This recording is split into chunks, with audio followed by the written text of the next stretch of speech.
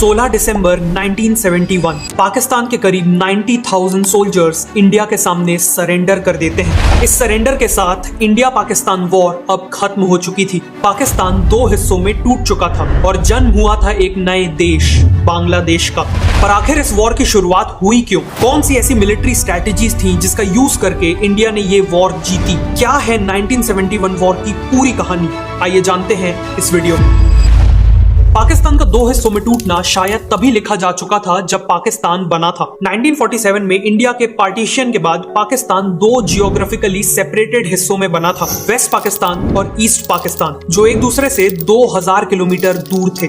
East Pakistan की population actually waste Pakistan से ज्यादा थी, लेकिन पूरी पॉलिटिकल पावर वेस्ट पाकिस्तान में कॉन्सेंट्रेटेड थी। वेस्ट के लोग और पाकिस्तान की गवर्नमेंट शुरुआत से ही ईस्ट पाकिस्तान के लोगों के साथ डिस्क्रिमिनेशन करते थे। कम पॉपुलेशन होने के बावजूद बजट का अप टू 70% हिस्सा वेस्ट पाकिस्तान को मिलता था। ऑल्सो दोनों हिस्सों में मेजॉरिटी लोग तो मुस्लिम थे, लेकिन उनकी लैंग्वेज काफी डिफरेंट थी। जहां वेस्ट में ज्यादातर लोग उर्दू और पंजाबी बोलते थे, वहीं ईस्ट पाकिस्तान के ज्यादातर लोग बंगालीज थे और बंगाली लैंग्वेज ही बोलते थे। लेकिन 1948 में पाकिस्तान गवर्नमेंट ने इन बंगालीज पे उर्दू इम्पोज करने की कोशिश की। उन्होंने उर्दू को नेशनल लैंग्वेज डिक्लेयर कर दिया और बंगाली को ऑफिशियल डॉक्यूमेंट्स, स्टैम्प्स और करेंसी से हटाना चालू कर दिया। ईस्ट पाकिस्तान में इस लिंग्विस्टिक डिस्क्रिमिनेशन के अगेंस्ट वेस्ट के लिए विद्रोह की भावना जाग गई। लेकिन इन सब के बाद भी अगले 20 सालों तक पाकिस्तान की सिचुएशन काफी हद तक स्टेबल थी, पर यह सिचुएशन बहुत जल्द बदलने वाली थी। कट टू 1969 पाकिस्तान में एक मिलिट्री रूल चल रहा था। कंट्री के प्रेसिडेंट और मिलिट्री के हेड थे जनरल याह्या खान। याह्या खान ने अनाउंस किया कि वो जल्द ही पाकिस्तान में इलेक्शंस करवा के डेमोक्रेसी को वापस लाएंगे। Elections will take place. I have left this decision to the Chief Election Commissioner, who is a completely independent body. और इस बार जो नेशनल असेंबली बनेगी, बेसिकली उनकी जो पार्लियामेंट बनेगी, उसमें पहली बार ईस्ट पाकिस्तान को ज्यादा सीट्स रिप्रेजेंट करेंगी, क्योंकि ईस्ट की पॉपुलेशन भी ज्यादा है। दिसंबर 1970 में ये इलेक्शंस हुए और जब उसके रिजल्ट्स आए तो पूरा पाकिस्तान शॉक में था। ईस्ट पाकिस्तान की एक पॉलिटिकल पार्टी अवामी लीग ने ईस्ट की 169 में से 167 सीट्स जीत ली थी। 313 सीट्स की नेशनल असेंबली में अब उन्होंने मेजॉरिटी मार्क क्रॉस कर लिया था और अवामी लीग के leader Sheikh Mujibur Rahman prime minister बनने वाले थे। मतलब पूरे पाकिस्तान को रूल करने वाला प्राइम मिनिस्टर अब ईस्ट पाकिस्तान से आने वाला था। नेचुरली वेस्ट में बैठे नेताओं और मिलिट्री लीडर्स को ये बात बिल्कुल रास नहीं आई। जुल्फिकार अली भुट्टो, जो वेस्ट की सबसे बड़ी पॉलिटिकल पार्टी पाकिस्तान पीपल्स पार्टी के लीडर थे, उन्होंने दूसरी पार्टीज के साथ मिलकर इस इलेक्शन के रिजल्ट्स को मानने से ही इनकार कर दिया। As a result national assembly convene नहीं हुई और अवामी लीग सरकार बना ही नहीं पाई। ये पूरा इंसिडेंट ईस्ट पाकिस्तानियों के साथ एक बहुत बड़ा मजाक था। वो सब बिट्रेड फील कर रहे थे। इसीलिए शेख मुजीबुर रहमान ने ईस्ट में नॉन कॉपरेशन मूवमेंट की शुरुआत कर दी। लार्ज स्केल प्रोटेस्ट और स्ट्राइक्स हुई, सिविलियंस और आर्मी में क्लैशेस चालू हो गए और जल्द ही एक मजबूत बंगाली नेशनलिस्ट मूवमेंट आकार लेने लगा। इस पूरे मूवमेंट की डिमांड थी एक अलग देश, बांग्लादेश। प्रेसिडेंट याह्या खान को समझ आ चुका था कि ईस्ट पाकिस्तान में उनकी पकड़ छूटते जा रही है। इसीलिए उन्होंने मार्च 1971 में इस मूवमेंट को रोकने के लिए एक स्पेशल मिलिट्री ऑपरेशन कंडक्ट करने का फैसला लिया। एक ऐसा ऑपरेशन जिसने ब्रूटैलिटी की सारी हदें पार कर दी, ऑपरेशन सर्च लाइट। 21 मार्च 1971 की रात को ये ऑपरेशन ऑफिशियली स्टार्ट हुआ। अगले दिन शेख मुजीबुर रहमान को ईस्ट पाकिस्तान से अरेस्ट करके वेस्ट पाकिस्तान भेज दिया गया, लेकिन अरेस्ट होने से पहले ही वो बांग्लादेश को एक ब्रॉडकास्ट मैसेज के थ्रू इंडिपेंडेंट डिक्लेयर कर देते हैं। This may be my last message. From today, Bangladesh is independent. I call upon the people of Bangladesh, wherever you might be and with whatever you have, to resist the army of occupation to the last. Your fight must go on until the last soldier of the Pakistan occupation army is expelled from the soil of Bangladesh. Final victory is ours. इसी दौरान Pakistani army पूरे east Pakistan में कत्लेआम की शुरुआत करती है। Civilians के ऊपर हैवी वेपन्स यूज करके अंधाधुंध फायरिंग की गई। अवामी लीग के लीडर्स और सपोर्टर्स को चुन चुन कर मारा गया। इस पूरे जेनोसाइड के दौरान करीब 30 लाख लोगों ने पाकिस्तानी आर्मी के हाथों अपनी जान गंवा दी। ऑपरेशन सर्च लाइट के जवाब में कुछ सीनियर बंगाली आर्मी ऑफिसर्स ने बंगाली रेजिस्टेंस की शुरुआत की। वो पाकिस्तानी आर्मी से लड़ने के लिए एक सेना बनाने लगे और इस सेना का नाम मुक्ति बाहिनी रखा गया, लेकिन फिलहाल मुक्ति बाहिनी पाकिस्तानी आर्मी के एडवांस्ड वेपनरी के सामने ज्यादा कुछ नहीं कर पा रही थी। इसी दौरान अवामी लीग के कई इंपॉर्टेंट लीडर्स ने बॉर्डर क्रॉस करके इंडिया में एंट्री ली। उन्होंने Indian prime minister Indira Gandhi से मुलाकात की और मदद की गुहार लगाई। पाकिस्तानी आर्मी की ब्रूटैलिटी से बचने के लिए लाखों सिविलियंस भी इंडिया में एज रेफ्यूजीज आने लगे। कुछ ही महीनों में इंडिया में 1 करोड़ से भी ज्यादा रेफ्यूजीज आ चुके थे। इनमें से ज्यादातर लोगों ने वेस्ट बंगाल, त्रिपुरा और असम में रेफ्यूज ली थी। इंडिया ने काफी जेनरसली इन लोगों के लिए अपनी बॉर्डर्स को ओपन कर दिया था, लेकिन रेफ्यूजीज की इतनी बड़ी पॉपुलेशन इंडिया के लिए एक बहुत बड़ा चैलेंज था। इन लोगों का रहना, खाना, मेडिकल केयर और बाकी जरूरतों का पूरा भार इंडिया पे आ पड़ा था। उस समय इंडियन इकोनॉमी इतनी स्ट्रांग नहीं थी, इसीलिए गवर्नमेंट को इंडियंस पे 5 पैसे का रेफ्यूजी टैक्स लगाना पड़ा था, जो लेटर्स भेजते वक्त स्टैम्प खरीदने के लिए देना पड़ता था। लेकिन इसके बावजूद ये बर्डन इतना बड़ा था कि इंडियन इकोनॉमी पूरी तरह कोलैप्स भी हो सकती थी। साथ ही साथ इन रेफ्यूजी कैंप्स और आसपास के एरियाज में लॉ एंड ऑर्डर मेंटेन करना भी बहुत डिफिकल्ट था। Basically Indian prime minister Indira Gandhi को इस रेफ्यूजी क्राइसिस और ईस्ट पाकिस्तान में चलने वाले जेनोसाइड को रोकने के लिए जल्द ही कुछ करने की जरूरत थी। अप्रैल 1971 में इंदिरा गांधी इंडिया के आर्मी चीफ सैम मानेकशॉ और कैबिनेट मिनिस्टर्स की मीटिंग बुलाती हैं। वो चाहती थी कि इंडियन आर्मी पाकिस्तान के अगेंस्ट एक इमीडिएट मिलिट्री अटैक लॉन्च कर दे, जिससे बांग्लादेश लिबरेट हो सके और रेफ्यूजीज वापस लौट सके। लेकिन सैम मानेकशॉ ने इमीडिएट अटैक करने से साफ इनकार कर दिया, जिसके उन्होंने 2 मेन आर्गुमेंट्स दिए। सबसे पहला आर्गुमेंट था कि इंडियन आर्मी अभी इतना बड़ा अटैक लॉन्च करने के लिए तैयार नहीं है। वो देश के अलग अलग हिस्सों में पोजीशन थी और उसे वॉर के लिए सही जगह में पोजीशन करने के लिए वक्त चाहिए था। इसके अलावा जीत के लिए जरूरी आर्म्स एंड एम्यूनेशंस की सफिशिएंट अरेंजमेंट करने में भी टाइम लगने वाला था। दूसरा आर्गुमेंट था कि इस अटैक के लिए तब का मौसम सही नहीं था।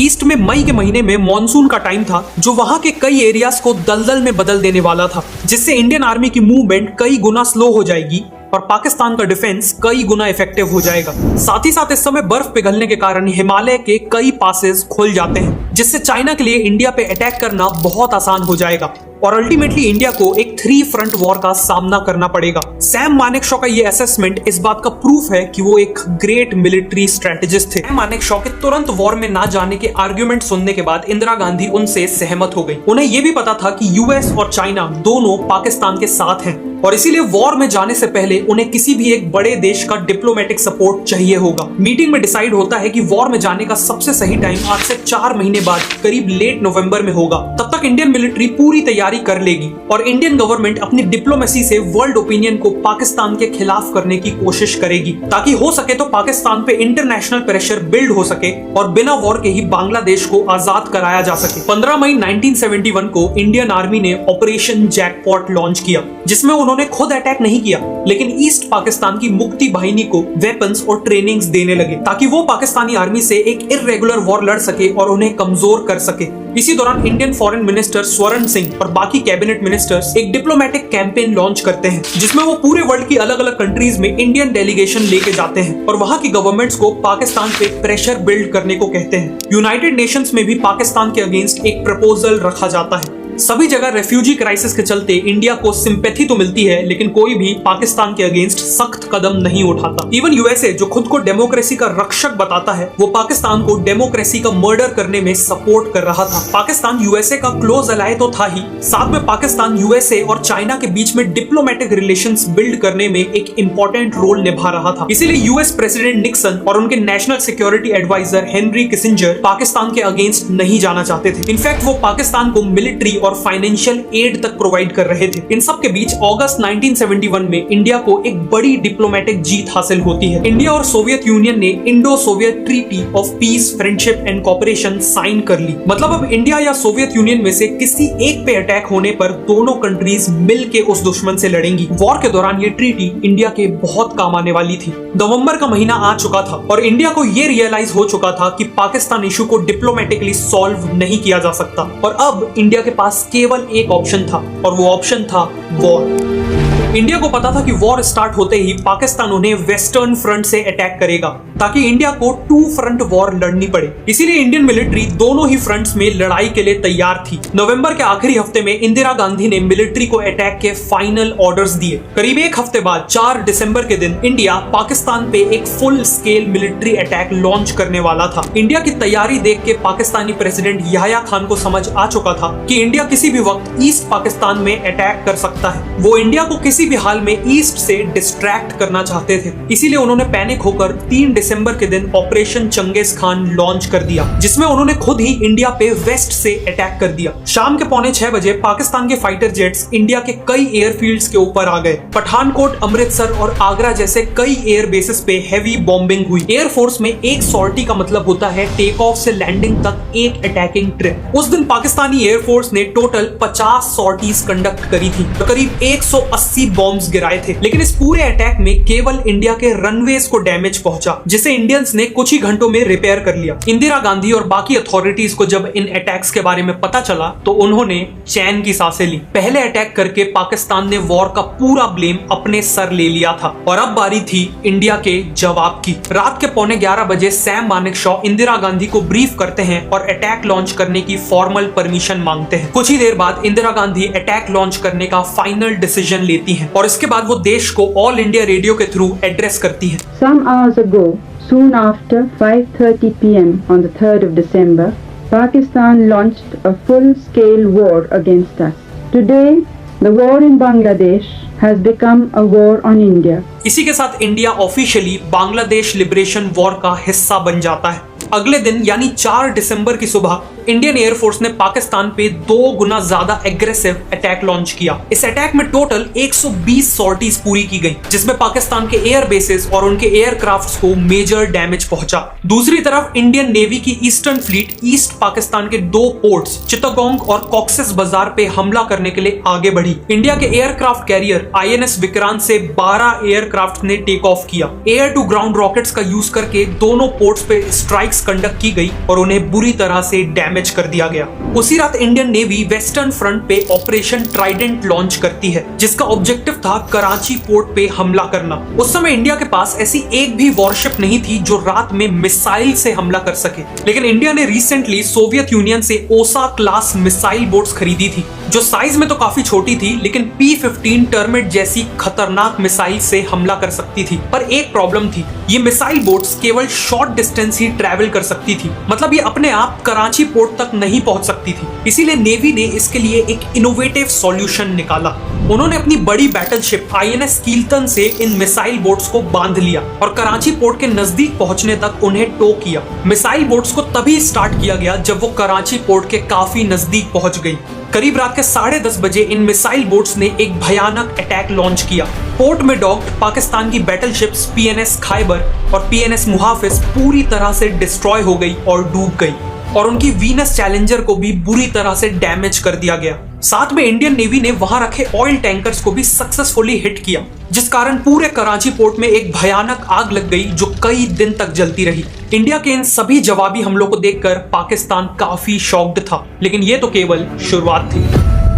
राजस्थान के डेजर्ट रीजन में एक टाउन है लोंगेवाला। वॉर के दौरान लोंगेवाला पोस्ट में इंडियन आर्मी की पंजाब रेजिमेंट की केवल एक कंपनी तैनात थी, जिसमें केवल 120 सोल्जर्स थे। इनके कमांडर थे major KS Chandpuri. Pakistani army ने रात में मौका देख के अपने 2 से 3 हजार सोल्जर्स के साथ यहाँ हमला कर दिया। 20 गुना ज्यादा सोल्जर्स के साथ साथ उनके पास हैवी आर्टिलरी गन्स और करीब 45 टैंक्स भी थे। इस अटैक को काउंटर करने के लिए इंडियन आर्मी को इंडियन एयरफोर्स की मदद चाहिए थी। जैसलमेर एयरबेस पे 4 हंटर एयरक्राफ्ट मौजूद थे, लेकिन वो रात में ऑपरेट करने के केपेबल नहीं थे। अब पाकिस्तान आर्मी के टैंक्स केवल 300 मीटर दूर थे और मेजर चांदपुरी को उन्हें किसी भी कीमत पे रात भर आगे बढ़ने से रोकना था। उन्होंने अपने मशीन गनर्स को ऑर्डर दिया कि वो लगातार हाई वॉल्यूम में फायर करें। ये फायरिंग काफी लो कैलिबर की थी, इसीलिए टैंक्स को कोई नुकसान तो नहीं हुआ, लेकिन इतनी हैवी फायरिंग देखकर पाकिस्तानियों को लगा कि लोंगेवाला पोस्ट को हजारों इंडियन सोल्जर्स गार्ड कर रहे हैं। इसके अलावा पाकिस्तानियों को वहां बार्ब्ड वायर्स पड़े हुए मिले जो इंडियंस ने अपने पोस्ट के अराउंड पोस्ट को मार्क करने के लिए लगा रखे थे।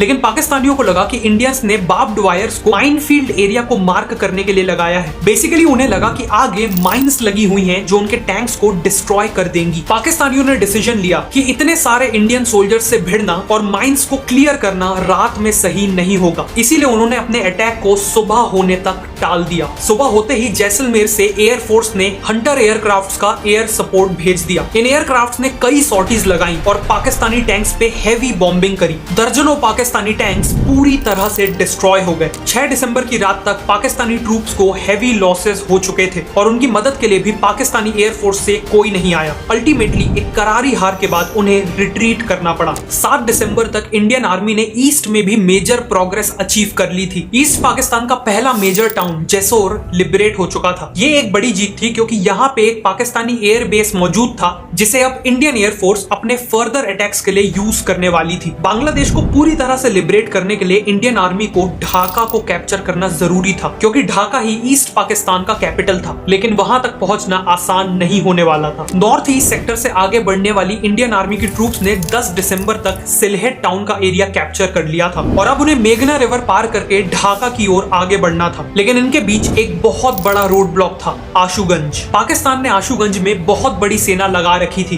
ताकि इंडिया मेघना को क्रॉस ना कर पाए। इंडिया को इन्हें हराने में कई दिन लगने वाले थे और साथ में लॉस ऑफ लाइफ तो होगा ही। इसीलिए वहां मौजूद लेफ्टिनेंट जनरल सगत सिंह ने एक ऐसा फैसला लिया जिससे इंडिया बिना लड़े ही आशुगंज जीत गया। इंडियन आर्मी ने अपने MI4 हेलीकॉप्टर्स का यूज किया और 4000 इंडियन सोल्जर्स को सीधा मेघना के पार एयरलिफ्ट कर दिया। आशुगंज को बाईपास किया जा चुका था। वहां पोजीशन पाकिस्तानी आर्मी केवल देखती रह गई और कोई एक्शन नहीं ले पाई। इंडियन आर्मी चारों दिशाओं से आगे बढ़ रही थी और अब इंडिया के लिए ढाका दूर नहीं था। लेकिन तभी वॉर में पाकिस्तान के सपोर्ट में एंट्री होती है दुनिया के सबसे शक्तिशाली देश की और वो देश था अमेरिका। पाकिस्तान के सपोर्ट में यूएसए ने अपनी नेवी की टास्क फोर्स 74 को बे ऑफ बंगाल की ओर भेज दिया। इस फ्लीट में वर्ल्ड का largest aircraft carrier, 8 navy ships और 1 न्यूक्लियर अटैक सबमरीन थी। साथ में यूके ने भी इंडिया के अगेंस्ट अपनी ईगल एयरक्राफ्ट कैरियर और कुछ नेवी शिप्स अरेबियन सी की ओर भेज दी थी। पाकिस्तान, यूएसए और यूके इन तीनों से एक साथ डील करना इंडिया के लिए इम्पॉसिबल था। लेकिन पाकिस्तान और यूएसए शायद ये भूल गए थे कि इंडिया के पास भी एक दोस्त है। इंडिया ने सोवियत यूनियन के साथ जो फ्रेंडशिप ट्रीटी साइन की थी उसका यूज करके इंडिया ने उनसे हेल्प मांगी। सोवियत यूनियन ने बिना देरी किए अपनी पैसिफिक फ्लीट को इंडिया के सपोर्ट में भेज दिया। इस फ्लीट में 5 शिप्स और 6 न्यूक्लियर केपेबल सबमरीन्स थी। सोवियत की फ्लीट ने यूएस की फ्लीट को घेर लिया और यूके की फ्लीट का रास्ता रोक दिया। एक न्यूक्लियर वॉर के डर से यूएस और यूके ने आगे बढ़ने की हिम्मत नहीं की और इंडिया के ऊपर से एक बहुत बड़ा खतरा हट गया।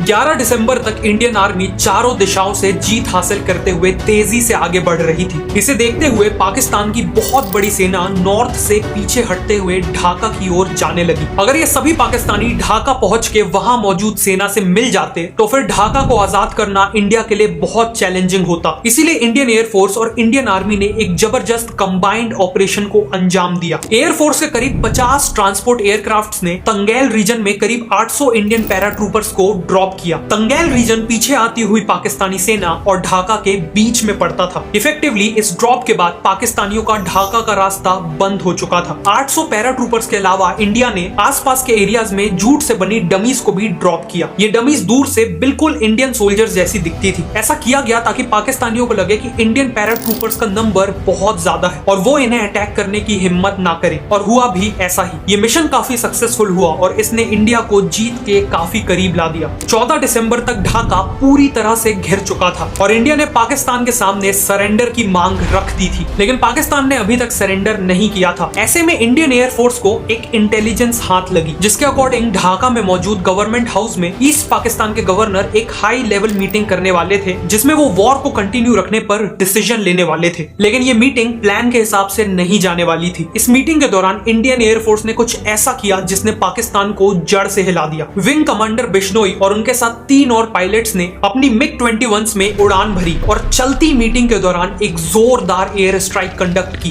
पूरा गवर्नमेंट हाउस धुआं हो गया। गवर्नर AM मलिक ने भागकर एक एयर रेड शेल्टर में अपनी जान बचाई और कांपते हुए हाथों से अपना रेजिग्नेशन लिखने लगे। गवर्नर के रेजिग्नेशन के साथ ईस्ट पाकिस्तान में पाकिस्तानी गवर्नमेंट की बैकबोन अब टूट चुकी थी। 15 दिसंबर तक पाकिस्तानी सोल्जर्स ने अंदर से हार मान ली थी। इंडियन आर्मी का ढाका पे कब्जा हो चुका था और इंडियन नेवी ने समुद्री रास्ता भी ब्लॉक कर दिया था। बेसिकली पाकिस्तानियों के एस्केप का कोई चांस नहीं था। पाकिस्तानी सोल्जर्स अपनी जान बचाने के लिए ढाका यूनिवर्सिटी और बाकी बिल्डिंग्स में छिपे हुए थे। इस दौरान सैम मानेकशॉ ने पाकिस्तानी ट्रूप्स और पाकिस्तान की eastern army commander general Niazi को मैसेजेस ब्रॉडकास्ट किए, जिसमें उन्होंने पाकिस्तान के अनकंडीशनल सरेंडर की मांग रखी। इन मैसेजेस से पाकिस्तानियों को मोराल पूरी तरह से टूट गया। मेजर जनरल जेकब, जो इंडियन आर्मी के ईस्टर्न कमांड के चीफ ऑफ स्टाफ थे, 16 दिसंबर को उन्हें जनरल नियाजी के पास सरेंडर के नेगोशिएशंस करने के लिए भेजा गया। कई घंटों के इंटेंस नेगोशिएशन के बाद जनरल नियाजी सरेंडर के लिए तैयार हो गए। उसी दिन ढाका के रमना रेस कोर्स में पाकिस्तान की सरेंडर सेरेमनी हुई। सेरेमनी की शुरुआत में पाकिस्तानी आर्मी ने इंडियन कंटिंजेंट को गार्ड ऑफ ऑनर दिया। फिर जनरल नियाजी ने लेफ्टिनेंट जनरल GS अरोरा की निगरानी में publicly instrument of surrender sign किया और फाइनली रोते हुए अपने एपेलेट और रिवॉल्वर निकाल के जनरल अरोरा को हैंड ओवर कर दिया। ये एक्ट पूरे पाकिस्तानी आर्मी के सरेंडर को सिंबलाइज करता था। इसी के साथ पाकिस्तान के करीब 93,000 सोल्जर्स इंडिया के सामने सरेंडर कर चुके थे, जो वर्ल्ड वॉर 2 के बाद किसी भी मिलिट्री का सबसे बड़ा सरेंडर था। बांग्लादेश लिबरेशन वॉर अब खत्म हो चुकी थी और बांग्लादेश